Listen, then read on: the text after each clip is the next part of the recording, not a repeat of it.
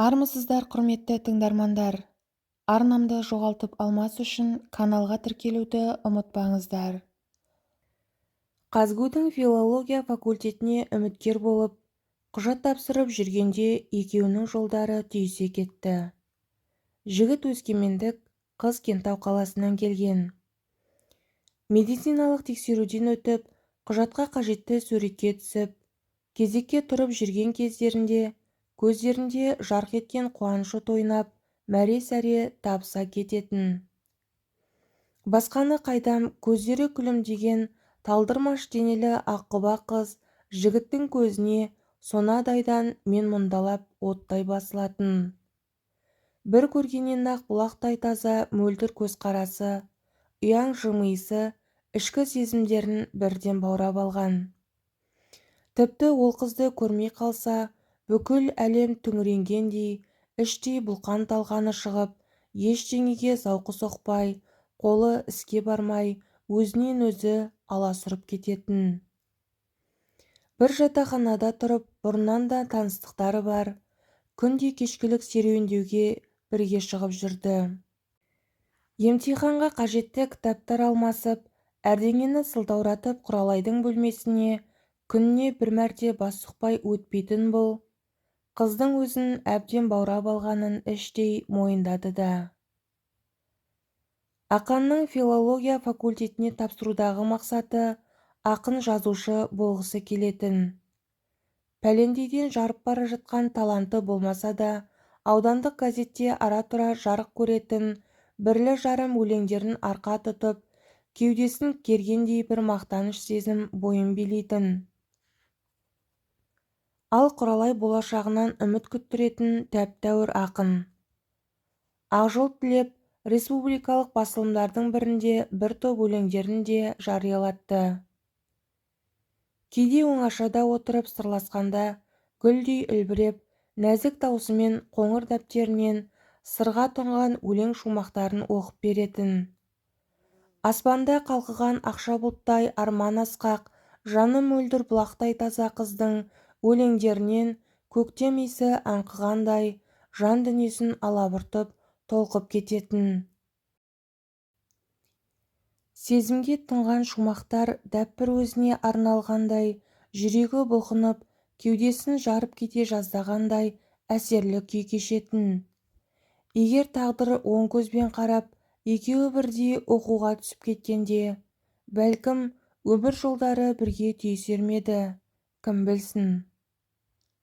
Өкінішке орай бақ Ақанға теріс қарады. Емтиханнан сүрініп, ойлаған арман тілектерінің күл паршасы шыққандай дәрменсіз күй кешкен. Құралай оқуға түсті. Бұл қуанғандай да болған. Бірақ ендігі жерде екеуінің жолдары тоғыспайтынын, мүлде бөлек кететінін ойлап, жүрегі астан-кестен болған. Құралайға қарап бос сенделіп жүре бергеннен пайда жоқтығын түсінді де, амалсыздан ауылға қайтты.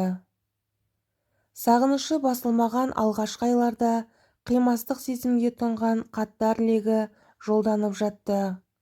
Бауыр басып қалған ба, Құралайдан да ара-арасында өлең шумақтары бар жауап хаттар келіп тұрды.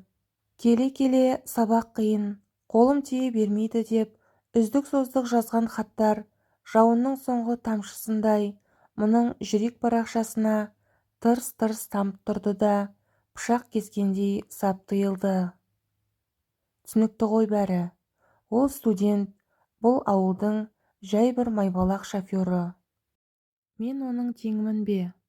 Ендігі жерде бүйірден соғып қозғай берудің жөні жоқ, деген амалсыз шешімге қаншалықты қиналса да өзін сендіріп, байланысты үзді. Арада жылдар өтіп, көзі түскен аруына қол жеткізіп, балалы-шағалы болып, тағдырдың жазуымен өмір соқпағына түскен, бұл да бұйырған несібені шүкірлік айтып, біреуден ілгері біреуден кейін күн кешіп жатқан. Ара-тұра Құралайдың республикалық беделді басылымдарда әдемі суретімен қоса жарық көрген бір топ өлеңдерін көзі шалғанда, жүрегі сыздай ауырып, орнынан аунап түскендей сезімде болатын. Өлең жолдарын қайталап оқып, сезімге тұнған шумақтардан неге екенін белгісіз өз бейнесін іздейтіндей. Маған арнады ма екен, дегендей ақымақтау ойларда келетін басына. Ішкі әлемінде сағыныш оты лапылдай тұтанып, әлсіреп барып сөнетін. Уақыт деген емші ғой, қандай жараңды да жазады. Жылдар өте келе, Құралайдың бейнесі де көмескіленіп, жадынан мүлдем өше бастаған. Күйбең тірліктің ағысына ілесіп, көп пенденің бірі ретінде бұл да қайығын қалт-құлт еткізіп жүздіріп жүре берді. Сөйтіп жүргенде арада 45 жыл өткенде бұлай болар деп үш ұйықтаса да түсіне кірмеген жайтқа кезікті. Техника дамыған қазіргі заманда ұялы телефонның, шалдың да кемпірдің де, бала-шағаның да қол жеткізген ермек дүниесі болды. Тіпті әркімдермен хабарласып, сәттік фотосуреттерді жедел жіберуді де қанағат тұтпай, іздегеніңді табатын әлеуметтік желіге де кіріп алатын болған. Бұл да қалсын ба, Фейсбукке кіріп біреулердің өлең әңгімелерін оқиды, фотосуреттерін тамашалап, әндерін тыңдайды. Көңіл шіркін, баладай алданады әйтеуір. Бір күні ұялы телефон бетін сырғытып отырып, әлде бір бейне жарқ ете қалғанда, өз көзіне өзі сенбеген. Көздерін уқалап жіберіп қайта қарады. Өзі қатарлы егде жастағы әйелдің бір топ өлеңдері жарияланған. Бір шетіне жас кезіндегі бейнесін де қатарластыра салыпты. Көзге де, көңілге де ыстық, аяулы бейне. Сағымдай бұлдырап, сонау алыста қалған сағынышты жылдар жүрегін асауша бұлқынтып ойға оралды. Соның тап өзі. Қашса да құтылмайтын бұл не деген елес. Әлі де сеніңкіремей қайта қарады. Аты жөні де өзгермепті. Махаббат дәптерінің бетін ашып та үлгермеген бозбала дәуренінде ғашық болған айдай аруы. Сол Құралайы. Қуанарын да өкінерін де білмей, іштей абдырап, ұялы телефондағы жансыз бейнеге көзінің мейірі қанғанша телміре қарап, өлеңдерін оқи берген. Университеттегі оқуын одан әрі жалғастырып, дөкей ғалым болыпты. Филология ғылымдарының кандидаты. Білдей бір оқу орнында дәріс оқиды. Шығармашылығында тоқтатпаған. Қайта баяғы балаң жылдарға қарағанда қаламы жүрдек, шумақтарының бояуы қанық, шұрайлы тілмен төгіліп тұр. Хабарлассам ба, хабарласпасам ба екен. Мені ұмытып та қалған шығар, көп бозбаланың бірі деп. Қайдан есінде болсын, жасым жер ортасына келгенде бұл не желік, жетер енді. Жүген құрық демеген асаудай жүрегі құрғыр, бұлқынып қайда тартып барады. Осыным дұрыс па енді, деген ойлар шырмауында талығып барып таңға жуық көзілген. Ойлай берген соң ұмытып кеткен адамың да дәл қазіргідей күні кешегі бейнесімен елес болып түсіңе кіреді екен ғой. Бұған өкпе назы бар адамдай жабырқау қабақпен теріс қарайды. Бұл болса, мен ғой, мен ақан деп ұмтылып жатып оянып кетеді. Ақыры бойдағы бар батылдығын жиып мессенджерге хат жазды. Амандық саулықтан араспады әрине. Әуелі мені есіне түсіре ме, түсірмей ме? Тіпті хат жазғанымды оғаш көріп, бетімнен алып түсер ме екен деген қорқынышты ойларда болды. Жоқ, мүлде олай болмады. Хатқа ізінше жауап келді. Ол да мұны ұмытпапты. Тіпті шашыраңқы сөздерінен таңырқап, абдырап қуанғанда байқалады. Шынымен де, бұл сенсің бе ақан? Жер бетінде бар екенсің ғой деп бірнеше мәрте жаза беріпті. Жүрегінің түбінде бұның бейнесі жатқанын осындай сөздерімен ақ сездіріп қойды. Өміріндегі өзгерісі тұрмысқа шығып балалы шағалы болған, бірақ тәм-тұздары жараспай Жасырақ кездерінде жолдары екі айырылыпты. Содан соң қайта тұрмыс құруды ойламағанда. Мұны естігенде алғаш қуанғандай да болған. Кейіннен бұл сезім саябырсып барып, лапылдаған отқа су құйғандай өшті де қалды. Не деген ақымақ өзі. Сақал-мұрты ағарып шау тартқан шағында желпіндірген не желік бұл. 40 жыл отасқан, құдай қосқан қосағы бар. Немерелері ата деп айналасында шауып жүр. Мұныкі не желік, ұят емес пе тіпті. Өзіне өзі оңашада осылай тоқтау салып, ұрысып, жерлеп алады. Ал жас кездегі алғашқы махаббаты аяулысы табылыпты. Шалы жоқ екен демесең, ол да 60-тан асқан кемпір. Ендігі жердегі ала шапқын сезім, бостекі әңгіме кімге керек? Осы бір ойлардан соң көңілі тыншып, жүрегі жайланғандай болған. Солай деуін десе де хат жазбай отыра алмады. Жастық сезімі суымаған ба, ол да жылы-жылы сөздерімен жауап беріп жатыр. Бұдан кейінгі күндерде Құралаймен хат арқылы сөйлесу бұлжымас дағдысына айналды. Сөйлесе алмай қалса күйгелектеніп, жер-көкке сыймай кететінді шығарды. Кеш батса болды, оңаша бөлмеге кіріп алып, телефонға шұқшиып отырғаны. Бұрынғыдай немерелерін ойнатуды да қойды. Атау деп жанына шауып келсе, әншейінде жанын үзіп беретін қақпайлап, жұмыс істеп отырмын, барыңдар әжелеріңе деп ұрсып беретін болды. Өзін өзі түсінбейді ал. Жер ортасы көктөбеге жақындағанда бұл не тірлік, жараса ма бұған? Ата сақалы аузына біткенде, қиялға еріп, сезімге беріліп, бұл қай алжығандығы? Біреу естімесін. Күлген ештеңе емес, жер басып жүре алмай қалар. Әттең Құралай, кездеспей кеткен бір бейне. Жас кезіндегідей көздері күлімдеп тұрмаса да, реңін бермепті әлі. Көзқарасы тура баяғыдай жылы, баурап, жүрегін өрт шалғандай күйге бөлейді.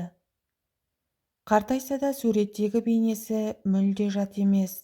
Мейірімін төгіп, аялайтын көзқарас. Бұл мен ғой, мен, баяғы ерке Құралайың деп тұрғандай болады. Ғажабай десеңші, ол да бұған бауыр басып қалыпты. Зәуде қол тимей кешігіп қалса, кәдуілгі өкпелеп, бұртаңдап қалады. Жасы келген адамның өкпесі де қызық екен, күлкі шақырады. Десе де ішкі жан дүниесі соны қалап, ашуланғаны өзімсініп жақын тартқаны ғой деп, кеудесіндегі әлсіз шам жарығындай сөніп бара жатқан үміт отын үрлеп жібереді. Қолға қалам алып қағаз ұстамағалы қашжан. Кейінгі кезде жоқ әдетті шығарып, қағаз бетіне ойларын түсіріп отыратын болыпты. Ақ парақ бетіне кеш келген көктем деп жазып қойды да, өзінен өзі мырс етіп тереу өшіріп тастады. Қайдағы көктем сандалған неме деп жерлеп, өзінен өзі іштей ұрсып тастайды. Осы күйін, дәрменсіз халін әлдебір теңеумен ақ қағазда бейнелегісі келіп, қураған ағаш деп бір қойды. Ал сосын тапты. Тамыры қурамаған жан бар. Міне, көктем лебімен кейбір бұтақтар бүршік атып, гүл дегендей болып жатыр. Я, солай.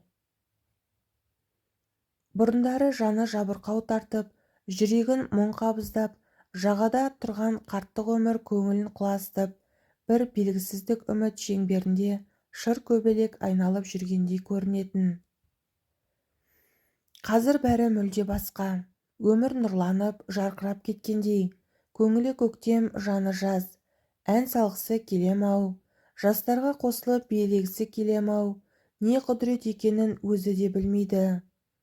Таудан лекте соққан алтын күректей мұның көкірегіндегі мұң атаулыны самал желімен серікте сейілтіп, жан дүниесіндегі кірбіңді жаңбырмен шайып кеткендей сезіледі. Кемпірі байғұстың иелігіндегі малды алысқа ұзата бақып, шаршап шалдығып келген күні ас түсіне түсіп, бәйек болып жүргенін көргенде ұялып, іштей өзінен өзі түңіліп кетеді. Сосын іштей сұрақ қойып, өзін күнә мен кінәдан аршып, ақтап алғысы келеді. Мен осыны тілеппін бе? Тағдырдың қиыстыруда бұл да. Қайтейін енді? Әйтпесе әлдеқашан жадынан өшкен жан жарқ етіп көз алдына шыға келер деп кім ойлаған? Сөйлесе жүріп байқамай артық айтып қалған кейбір сөздерін көңілге ауыр алып қала ма, Құралай кейде хатына мүлде жауап бермейді. Ал бұл жер-көкке сыймай кетеді. Ашуын маңайындағылардан алады. Қит етсе айқай шығарып, қолы тірлікке бармай, телефонға қайта-қайта шұқшиып, беймаза күйге түседі. Жынданып кетпесе жарады. Сөйтіп өзімен өзі алысып жүргенде ютубтан керемет бір ән тыңдады. Ән сазы мұңлы, сөздері де көңілге жақын. Тіпті Құралай екеуінің өмірінен алынғандай десе де болады. Ретін тауып әнді телефонға көшіріп алды да Құралайдың ватсабына жіберді. Жауап келе ме, келмей ме деген күдікті ойлар қажап жанын жай таптырар емес. Күткен жауабы да келді. Қуаныштан жүрегі жарыла жаздады. Жүрегі сезімтал қыз емес пе? Әнді де, әнге жазылған сөздерді де қатты ұнатыпты. Тіпті бұған әннің өзіне ұнаған бірнеше жолдарын қайталап жазып та жіберіпті. Жабырқап жүрген жанымды жап-жарық етті бір арай, әуенім жаңа табылды, әніме менің Құралай. Көрінбей жүріп сен неге, кездесе кеттің бұл қалай, сағыныш болсаң арман не, сағына тұғын сен барда, жаным-ау, сірә кім сүйген, дәл мендей сені жалғанда деп келетін жолдары екеуінің де көкірегіндегі удай ащы запыранды ақтарып тастағандай күй кештірді. Ұшып көкке, ұшып жерге түскендей аласұртып, беймезгіл уақытта келген бұл нендей сезім. Жүрекке әжім түспейді деген сөз тап рас. Белгілі әннің шалқымалы сөздері болса да, қайталап жазылған жолдары Құралайдың өзіне берген жауабы деп ұқты. Дәл осы хатты оқыған соң, лапылдаған өрттен жүрегі бір сәт тыныштанғандай да болған. Ақын болмаса да, боламын деп талпынып, кезінде қолға қалам алғаны бар. Бұл да хатты өзінше өлең жолдарымен жазды. Сезімнің оты шарбыды, қанатым күйді білемін. Жасырақ кезде кездеспей, адасып қайда жүредің. Қоштасар сәтте келеді, қимайды сені жүрегім. Мәңгілік емес бұл күндер, бағасын білші тілегім, деп бір қойды. Келесі шумақтарда қорқақпын сәттік сезімнен, азаптап барып тоқтайды. Қоштасқан сәтте өзіңмен егіліп жүрек жоқтайды. Өмірдің өзі мәңгі емес, балшырын болған сезімнен ұмтылар кейде көп қайғы, деп тоқтағандай болған. Қалам шіркінде тоқтау жоқ, ақ қағаз бетінде қайта көсілді. Жабысып ешкім қалмайды, жалындап жүрек жанбайды. Қол ұстасып теңізбен жағаға тағы бармайды. Қорыққан менен амал не, қоштасар сәтте жетеді. Бәрінен де жаным-ау, бәрінен де сол қайғы деп аяқтады. Кешқұрым алды қоралап болып, күн ұзаққа тірліктен шаршап, қатты ұйықтап қалған екен. Аяғына біреудің қолы тигендей болды. Қараса кемпірі Гүлжамал. Көрпемен аяғын қымтап жауып, түнімен жөтеліп шықтың ғой, ауырып қалмашы әйтеуір, жылы киініп жүрсеңші деп қояды мейірбан дауыспен. Ет жүрегі езіліп кетті. Кезінде ауылдың бетке ұстар сұлуы болған Гүлжамалды бір топ жігітпен айқаса жүріп, махаббат күші басым болып қаратып еді. Мен де оңай жігіт емеспін ғой, солардың біріне де бұрылмастан, танадай көздері жарқырап, соңымнан ерген сұлуым ғой бұл. Көз қиығымен кемпірінің жүзіне қарады. Ақ сары өңді, толықшалау келген жылы жүзді әйелі күндегісінен сұлуланып, көзіне айдай болып көрінді. Кенет жүрегі шаншып кеткендей оқыс бұлқынды да аунап түсіп апыр-топыр киіне бастады. Елең-алаң кез, күн әлі жарық тарта қоймаған, не ойлағанын кім білсін. Күрең қызылды сипай қамшылап тауды бетке алды. Іші әлем-жәлем, жүрегі өртеніп барады. Ұмытамын сені Құралай, ұмытамын. Бүгіннен бастап ұмытамын. Қош бол, алғашқы сезім бала махаббат. Күн райы бұзылғандай рең беріп тұр екен. Тау жақтан екпіндей соққан самалмен бетіне көктемгі жаңбырдың алғашқы тамшылары тиді. Әлденеге ерегескендей күреңді қамшымен бір тартып жіберіп шаба жөнелді. Құлағына теледидардан кеше ғана тыңдаған бір әннің жолдары келгендей болды. Өкінумен, жалынумен күн кешкен, біз екеуміз ғашықтармыз жылаған. Жылап келе ме, жоқ па, өзі де білмейді. Жаңбыр суымен қосылып, бетін жуып кеткен мұп-мұздай тамшылар өңіріне сорғалай құйылып жатты. Алғашқы махаббат. Махаббат адам жанына сәуле таратушы күн аспеттес. Қараңғы жүректі жадыратып, жаураған жанды жылытатын да махаббат. Бұл ұлы сезімнің бастауы алғашқы махаббат. Десе де атамыздың алғашқы махаббатын, бала махаббатын дер кезінде қоштасып, ұмытуға тырысқаны дұрыс болды деп есептеймін. Қасыңда Құдай қосқан қосағыңның барында, жаныңмен де, тәніңмен де адал болғанға не жетсін шіркін. Алла адал жолдан айырмасын. Ал сіз не ойлайсыз? Құрметті тыңдарман, өз ойыңызды міндетті түрде жаза кетіңіз.